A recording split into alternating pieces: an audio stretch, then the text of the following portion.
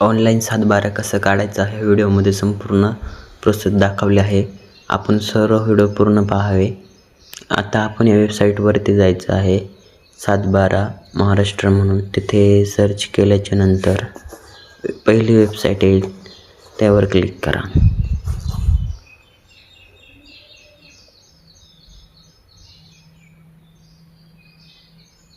यावरती क्लिक केल्याच्या नंतर इथे आपलं 7/12 म्हणून निवडायचं पहिला पर्याय ऑप्शन. इथे जिल्हा निवडायचा. जिल्हा कोणता असेल आपला तो निवडायचा. आता आपला आहे अहमदनगर, आपण अहमदनगर निवडतो. नंतर तालुका निवडायचा पारनेर, आमचा पारनेर तालुका आहे. गाव निवडा पोखरी, तुमचं जे गाव असेल ते निवडा, नाही तर पोखरी टाकशाल. आपला गट नंबर टाका. जर सर्व नंबर टाकला तरी चालेल किंवा अक्षरी. आता आपण अक्षरी केला आहे, सध्या अक्षरी करू.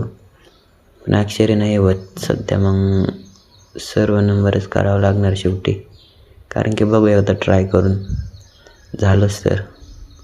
आपला मोबाईल नंबर